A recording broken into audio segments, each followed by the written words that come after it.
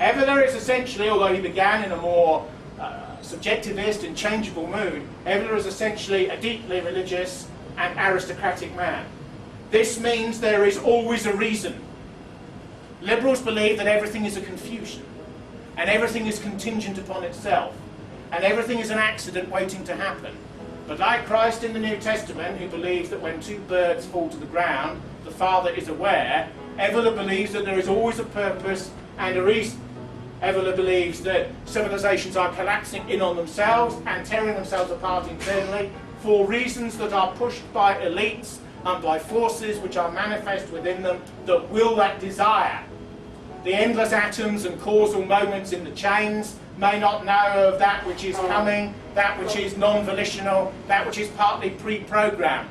But he believes that these tendencies of mass servitude, mass death, mass proletarianization spiritually, mass plebeianism, mass social welfare, mass social democracy are willed, that the destructivity of prior cultural orders is willed and is definite, and certain racial groups are used to facilitate that destruction, and that other groups use them in order to achieve it. He believes in an aristocracy of man because he believes everything is hierarchical. There was an interesting moment in a by-election in East London, or Eastern London, just recently, when the chairman of the party that I used to be in a while ago was asked by a woman of Afro-Caribbean ancestry, "Are we equal with you?"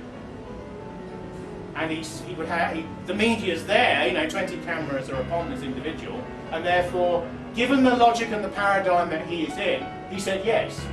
He would probably want to say yes, but the media has gone on because it's got the required answer. Indeed, a lot of media investigation now is asking a politician to affirm their correctness before a prior methodological statement, and woe betide any of them if they show the slightest backsliding on any issue about which they should be progressive.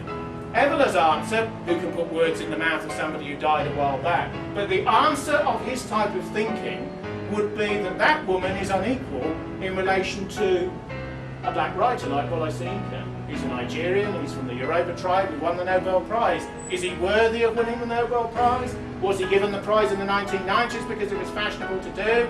Rabindranath Tagore, the great Indian writer, and Brahmin and higher caste type won it in the 1930s. Probably wasn't too much political correctness then, but there was probably a bit even then. The Evolian answer is that she is not equal in relation to Soyinka, and Soyinka is not equal in relation to Chaucer, or Defoe, or Shakespeare, or Voltaire, or Dante, or Tolstoy, or Dostoevsky, or Wagner. That everything is unequal, and that everything is hierarchical, and that there's a hierarchy within an individual, and between groups of individuals, because everything is looking upwards, and everything has a different purpose in life. This means that those who are at the middle and at the bottom of an ethnicity, of a social order, of a gender, of a prior historical dispensation should not be lonely in his way of looking at things, or afraid, or rebellious, or full of alienation and fear, because everyone has a role within a hierarchy, and people can move to a degree, although his viewpoint is essentially aristocratic and not meritocratic. A man like Nietzsche, who Bertrand Russell once condemned as advocating aristocracy when he was not born in it or anywhere near it, a man like him would be accepted, but never completely accepted by an aristocratic caste. Things that are regarded as hopelessly naive and snobbish now, Evola regards as just due form. What is the worst thing in the world at the present time, according to Sky News? Probably discrimination. Discrimination of one sort or another. Evola would believe that discrimination is the taxonomy of an aristocratic sensibility. One reaches for a piece of cake, one discriminates. One has an arranged marriage with another member of the Sicilian nobility, one discriminates. One reaches for a sword to do down a bounder that one wishes to beat with the flat of the blade. One discriminates between the weapon and the object of the rage, which is itself indifferent, because it sees something beyond even itself. These are views, of course, which the majority of people will find cold, chilling, brutal, eagle-like, beyond almost their conception, almost forms of insanity, in actual fact, in relation to what is today regarded as normal, or moral, or even human. They are partly inhuman ideas in some ways, but they are ideas that most aristocracies and most warrior castes have had for most forms of human history. Evola's books are now widely available to those who wish to read them. The great conundrum of his work is, does it portend to an asceticism? In other words, if the era of destruction, which is the Kali Yuga and the ideology which he puts forward, which is the Hindu age of destruction, where everything is broken and everything is melded together prior to decomposition, which will feed a universal rebirth at a future time, because mankind is seasonal, in relation to Spengler's view of the world, where his view of history is compared to plants and botany, to give it some sort of methodology, to some sort of structure. Don't forget, these are 19th century and early 20th century ideas. No history don, or hardly any history don today, believes history has a meaning.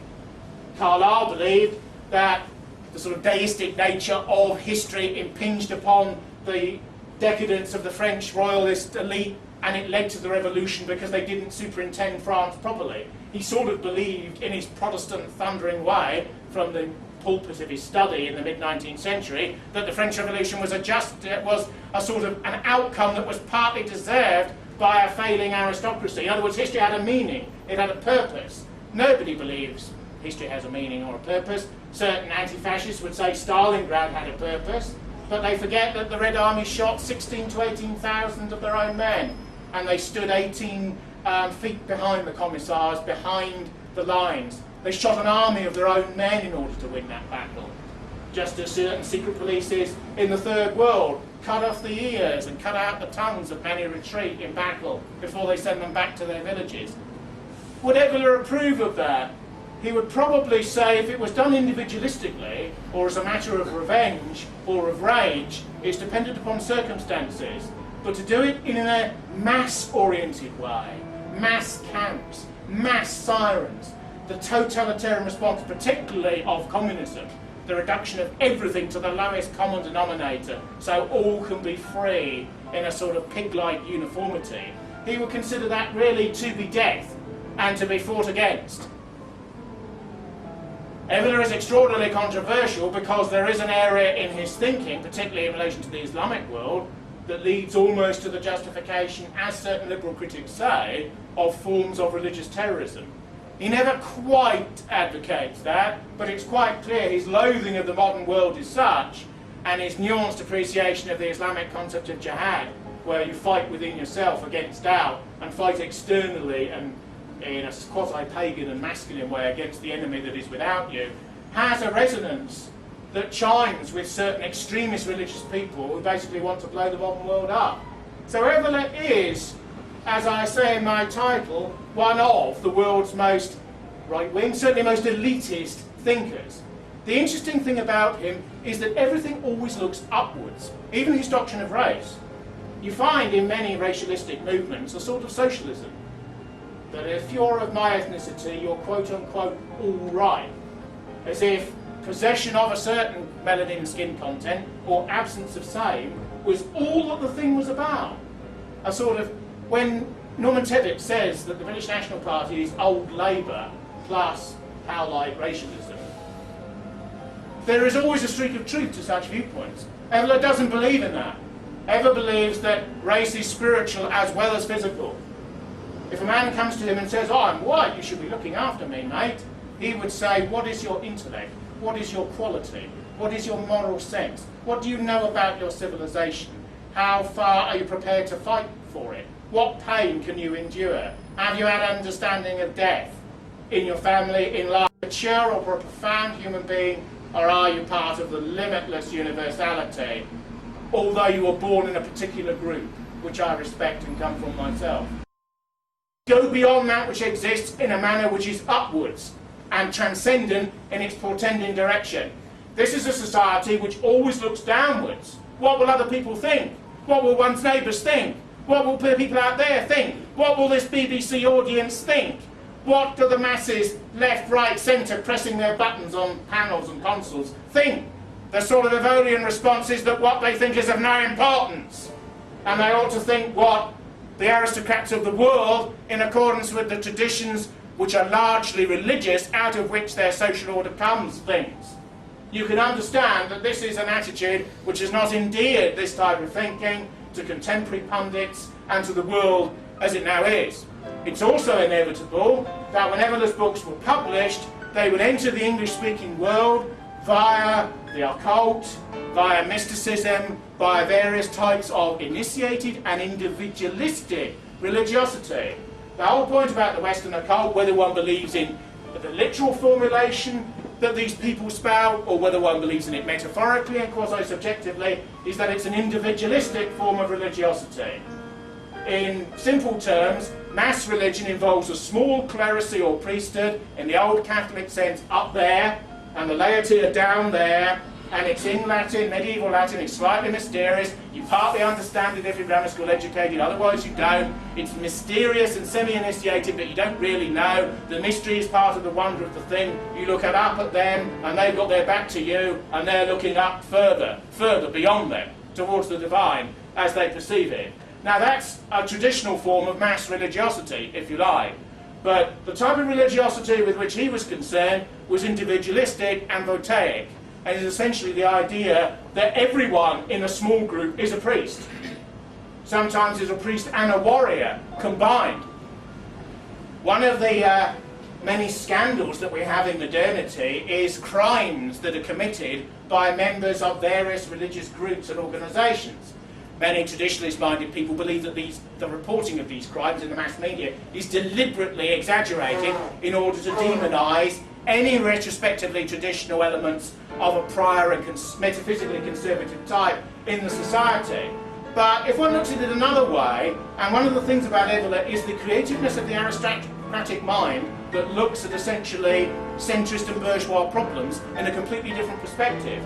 He would say about those sorts of scandals, which I won't belabour people with because everyone knows about them, that it's the absence of the dialectic between the priest, somebody who believes in something, somebody who believes in a philosophy that isn't just theirs and therefore relates to a society and relates to a continuing generic tradition out of which they come. Most contemporary philosophies are just my view as a tiny little atom, rather than my view as something that's concentric and links me to something larger and which can therefore be socially efficacious. But from an Evolian perspective, the absence of the warrior or the martial and soldierly traditions and its interconnection with belief and the individual who believes is the reason for decadence or deconstruction or devilment or decay in these religious organisations. In his way of looking at things, there's a seamlessness between the poet-artist, the warrior and the religious believer. They're different formulations of the same sort of thing because they're always looking upwards.